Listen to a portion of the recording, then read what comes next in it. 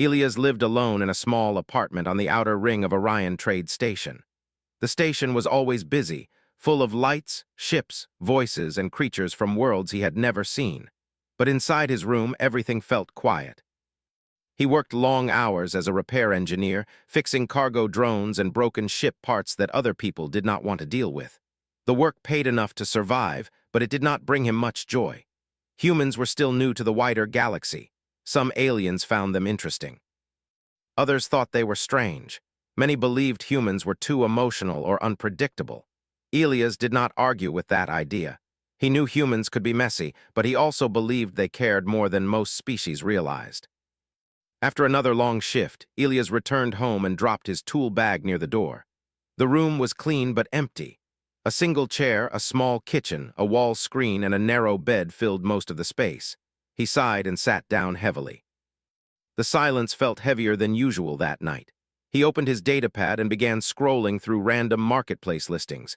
People across the station bought and sold everything, from starship parts to rare plants. One advertisement caught his eye. Companion units available. Emotional support models, legal delivery, custom options. Elias hesitated. He had never owned a pet or companion before, but he remembered how other workers talked about having something waiting for them at home, something that made the long days feel less lonely. The listing showed small furry creatures designed to be calm and friendly. They looked soft and harmless.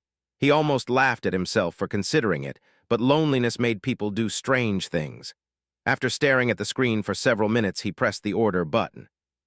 The confirmation message appeared instantly. Delivery scheduled within 48 standard hours. Elias shook his head and smiled slightly. "Well," he muttered, "that was impulsive." The next 2 days passed slowly. He worked, ate, and slept, occasionally wondering if he had made a mistake. Maybe it was silly to buy something just to feel less alone, but he decided not to cancel the order. On the evening of the delivery, a soft chime sounded from his door panel. Elias stood up quickly. His heart beat faster than expected. He opened the door. At first, he thought the delivery was wrong. Instead of a small crate or animal carrier, a tall figure stood in the hallway. A young alien girl looked up at him with wide eyes. Soft fur covered her arms and neck, and her ears twitched slightly as if reacting to every sound. She wore a simple collar with a small blinking light. Behind her, a delivery drone hovered silently, projecting a confirmation message. "Delivery complete," the drone said in a neutral voice. Elias blinked. "Wait, this isn't right." The girl stepped back slightly, as if afraid he might reject her. Her translator activated with a soft click. "Assigned companion reporting," she said slowly, her voice uncertain. "Please confirm acceptance." Elias felt a strange chill run through him. Assigned companion, he looked at the order details displayed on the drone's screen. The code matched his purchase. The legal stamps appeared valid, but this was not a synthetic pet. This was a person. "I think there's been a mistake," Elias said gently. The girl lowered her gaze. "Mistake means return?" she asked quietly. Something in her tone made him pause, fear, deep fear. He looked again at her posture. She stood stiffly, waiting for judgment, not like a product. Like someone used to being evaluated. "No," he said quickly. "You're not going anywhere right now. Come inside." She hesitated before stepping across the threshold. Her eyes moved around the room carefully, as if searching for danger. The delivery drone beeped once and floated away down the hallway.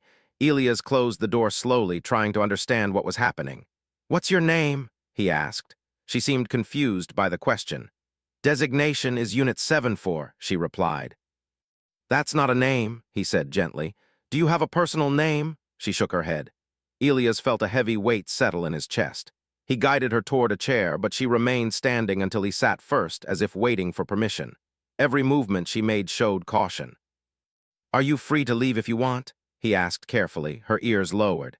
"Leaving without permission is violation," she said softly. Elias stared at the floor for a moment. Something was very wrong. He went to the kitchen and brought water and food. She accepted it slowly, watching him closely as if expecting a hidden test. "You don't have to be scared," he said. She looked confused again. "Fear ensures correct behavior." He almost said something sharp but stopped himself. Getting angry would only make things worse. They sat in silence for a while. Outside, ships passed by the station windows, their lights moving like slow stars. After some time, Elias noticed the small blinking light on her collar. "What's that?" he asked. Tracking device, she answered. Standard for assigned companions. His stomach tightened. Someone could be watching. He carefully moved closer, inspecting the collar. The device looked advanced, far more complex than what a simple pet would require. Does it hurt you? He asked. No, but removal is prohibited. Elias leaned back, thinking. If this was some kind of illegal trafficking disguised as a legal sale, they could both be in danger. He glanced at her again. She held the food carefully, as if unsure she was allowed to enjoy it. What do you expect me to do with you? He asked honestly. She hesitated, then answered in a quiet voice. Provide comfort, follow orders, remain useful. Elias felt a wave of sadness and anger. That's not happening, he said firmly but gently. She froze, unsure how to react. You're not an object, he continued. You're a person. The translator paused before repeating his words to her. She stared at him as if he had spoken a language she had never heard before. The station lights dimmed slightly, signaling late hours. Elias realized that from this moment forward, nothing would be simple again. Outside his apartment, somewhere in the vast network of Orion Trade Station, someone was probably tracking that blinking signal. And sooner or later they would come looking. Elias did not sleep much that night. He sat at the small table while the alien girl rested on the edge of the bed, still sitting upright instead of lying down. Every few minutes her ears twitched at distant station sounds. She was alert even in silence, like someone trained to expect danger at any moment. The soft, blinking light on her collar continued to flash. Elias kept staring at it. By morning, he had made a decision. When the station lights brightened to signal daytime cycle, he stood up and stretched.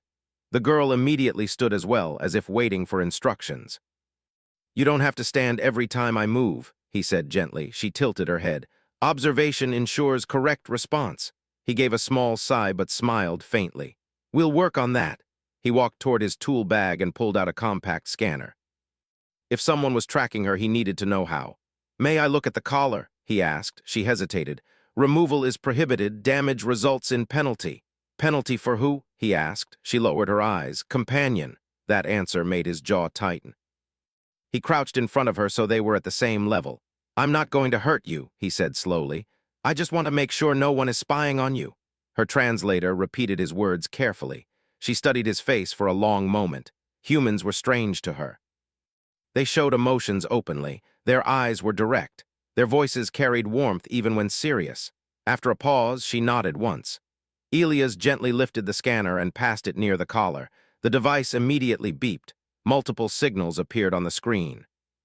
Of course, he muttered, there were at least 3 transmitters hidden inside, 1 short range, 1 long range, 1 encrypted. This was not standard pet equipment. This is illegal, Elias said quietly to himself. She watched him carefully. Illegal means wrong.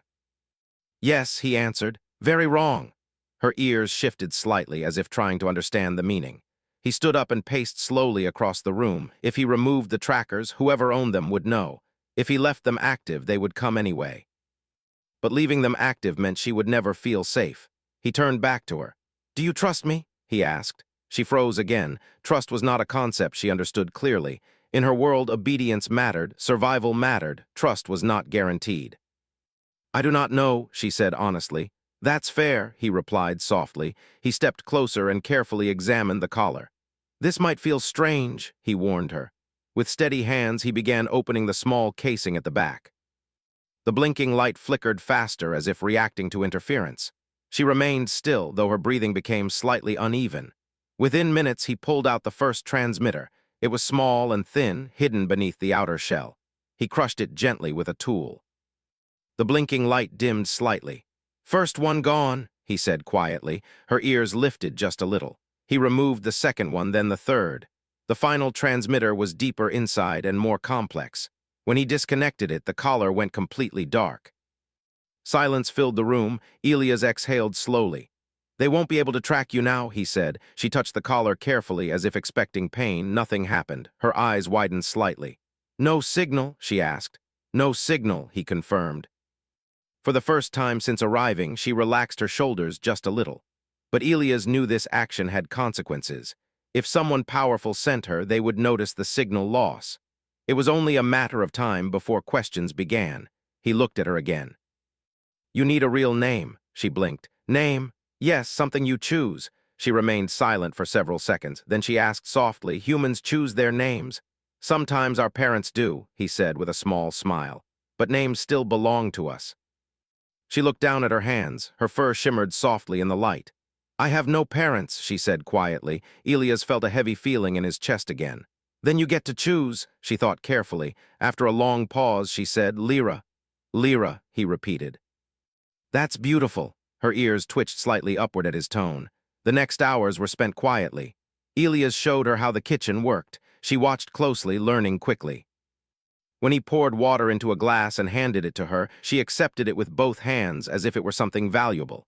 "You don't have to wait for permission to drink," he explained. She hesitated, then slowly took a sip without looking at him first. Small steps. Later, Elias had to report to work. He could not skip his shift without raising suspicion. "I have to leave for a few hours," he told her. Her posture stiffened immediately. "Alone?" she asked. "Yes, but I'll lock the door. No one can come in." She nodded, though worry was clear in her eyes. He paused before leaving. "You are safe here." She studied him again, searching for signs of deception. Humans were confusing. He had removed her tracker. He had given her a name. He spoke to her gently instead of issuing commands. As he stepped outside, he felt something unfamiliar. Responsibility. At work, Elias tried to focus, but his mind kept drifting back to the apartment. Around midday cycle, whispers began moving through the station network. A flagged signal had gone dark in the outer residential ring. Corporate agents were asking questions. He kept his head down. When his shift ended, he walked home quickly. The corridor outside his apartment felt heavier than before. Two unfamiliar figures stood near the corner, speaking in low tones. They wore neutral uniforms, but their posture was too alert. Elias kept walking calmly, not making eye contact. He entered his apartment and sealed the door. Lyra was sitting near the window, staring at passing ships. She turned quickly when he entered. "You returned," she said. "Of course I returned," he answered gently. She seemed relieved. He noticed she had moved some objects on the table. She had organized them neatly, perhaps thinking it was expected of her. "You don't need to work," he said softly. She looked confused. "If I am not useful, I lose value." "That's not how humans see things," he replied. She frowned slightly. "Then how do humans measure value?" He thought about that question. "By heart," he said finally. "By how someone treats others." She processed this slowly. Outside, a faint vibration passed through the station floor, heavy boots moving down the corridor. Elias froze. Someone knocked on the door. 3 sharp, controlled taps. Lyra's ears flattened instantly. Elias stepped toward the door and activated the viewer screen. 2 tall figures stood outside. Their expressions were cold and professional. "Station compliance officers," one of them said through the speaker. "We are investigating a missing companion unit." Elias felt his pulse quicken, but he kept his voice steady. "I'm not aware of any missing unit," he replied. "We detected signal interruption from this location," the officer continued. "We request entry." Lyra stood very still behind him. Elias made a decision in that moment that would change everything. "Do you have a legal warrant?" he asked calmly. There was a pause outside. "Routine inspection does not require." "According to human integration law," Elias interrupted politely, "private residence entry requires documented authorization." Silence followed. The officers exchanged glances. "Very well," one finally said. "We will return." Their footsteps moved away down the corridor. Elias exhaled slowly. Lyra stared at him with wide eyes. "You defied authority," she whispered. "I asked for proper paperwork," he corrected gently. She looked at him as if he had done something heroic.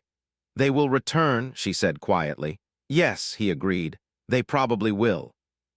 Fear flickered across her face again, but something else was there too. Hope. For the first time in her life, someone had stood between her and those who claimed ownership. That evening, Elias cooked a simple meal. Lyra watched carefully and even tried to help, though she moved cautiously. When he handed her a plate and sat beside her instead of across from her, she seemed uncertain how to react. "You're not sitting above me?" she asked. He smiled slightly. "No." They ate in quiet comfort. Outside the station windows, distant stars shone beyond the metal walls. Lyra looked at him after a while. "Why?" she asked softly. "Why what? Why protect me?" He thought carefully before answering. "Because it's right," he said simply. She stared at him for a long time. On many worlds, strength meant control. Power meant ownership. Survival meant submission. But here in this small human apartment, strength looked different. It looked like kindness. And somewhere deep inside her, something new began to grow, not obedience, not fear. Something else, trust. Far away in another sector of the station, a report flashed across a private corporate screen. Tracking signal lost. Asset unresponsive. Human interference suspected. Recovery team authorized. Back in the apartment, Elias checked the door locks again before resting. He knew this was only the beginning. But as Lyra carefully lay down for the first time instead of sitting upright, he realized something important. No matter who came knocking next, he would not hand her over.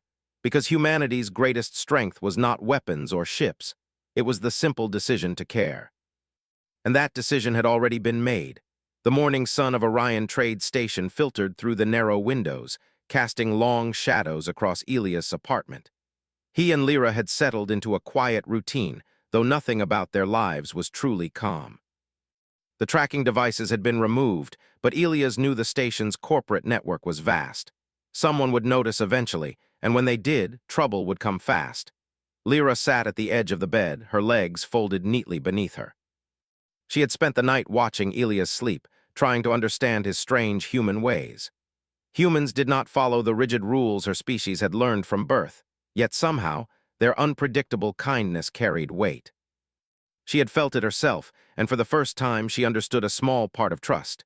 Elias entered the room carrying a small bag filled with supplies. He set it down carefully, noticing how alert Lyra remained, even during quiet moments. "We need to prepare," he said softly. "For what?" she asked, her voice cautious. "For when they come," he replied. "They will send someone eventually. I do not know how many, but we need to be ready." She tilted her head. "Attack?" "Not exactly," Elias said. "They want to take you back, forcefully if they must." "But we will not let that happen." Lyra's eyes widened. In her homeworld, humans had no real authority. Weakness was always punished. Yet here, Elias' words and actions carried power, not through fear but through determination. It was confusing, and for a moment, she wondered how a being so small could protect her against an entire network. The rest of the morning passed in a careful mix of preparation and learning. Elias had taught Lyra how to operate basic station security systems. She quickly adapted, her sharp mind and unusual perception giving her an edge. She learned how to disable door locks, monitor nearby corridors, and detect unauthorized communications. By midday, they were ready. Elias checked the door and windows again. Every panel, every sensor, every weak point had been inspected. They were prepared for intruders, though he knew preparation could not replace luck. Around afternoon, a subtle vibration ran through the metal floor. Footsteps. Controlled, deliberate, multiple sets. Elias' heart rate quickened. Lyra stiffened beside him, ears twitching. The station corridors echoed with a quiet tension. Elias whispered, "They're here." The first knock was soft but deliberate, 3 sharp taps, then silence. Elias activated the security screen. Outside, 2 figures stood in dark uniforms, their posture professional, their movements precise. Elias' mind raced. These were not casual officers. They were retrieval agents, trained to recover what corporations claimed as property. The term made Elias clench his fists. Lyra was not property. She had never been property. The agent spoke through the speaker. "We are here to recover the assigned unit. Open the door immediately." Elias leaned close to the screen. "Do you have proper authorization?" A pause followed. Then a calm voice answered, "Authorization is under corporate jurisdiction. Compliance with orders is mandatory." Elias exhaled slowly. He knew arguing would not convince them, but he also knew that standing up for her was more important than anything else. "I will not hand over a sentient being," he said firmly. Silence. Then the voice said, "You will comply." "No," Elias said. "Humans have laws protecting sentient life. You are wrong. Leave now, or we will report your illegal activity." The agent hesitated, and Elias seized the moment. He triggered the security lockdown. Doors clicked, panels flashed red, and corridors beyond the apartment sealed. Lyra stared at him, her heart pounding. "They cannot enter," Elias explained, "at least for now." Outside, the agents regrouped. Communication buzzed quietly in their suits. They were calling for reinforcements. Elias knew this could escalate quickly. He turned to Lyra. "You need to understand something. They will not stop easily, but neither will we. You have a choice." I do," she asked, her voice almost trembling. "Yes," Elias said gently. "You do not belong to anyone. You are free, and if they try to take you, you will decide what to do." Lyra considered this, freedom, a word she had never truly understood. Her life until now had been dictated by survival and obedience, but Ilias' presence made her question everything. His actions, his calm voice, his steady gaze, they were different. He treated her as a being capable of choice, not as an object. By evening, the agents had not attempted a direct attack. They were planning, waiting, calculating. Ilias decided it was time to reach out for help.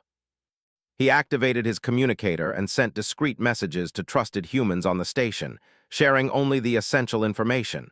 Someone was trying to recover a sentient being illegally. Responses came slowly at first, then more quickly. Allies, humans who had seen injustice before, offered support. Some had contacts in station security, some were former traitors, and others were simply people who cared. They could not enter Ilias' apartment immediately, but they provided advice and resources. Lyra watched the interactions with fascination. Humans, she realized, had a strange kind of solidarity. They acted not because they were ordered, but because they believed it was the right thing to do. It was unlike anything she had ever known. The night fell and the station lights dimmed.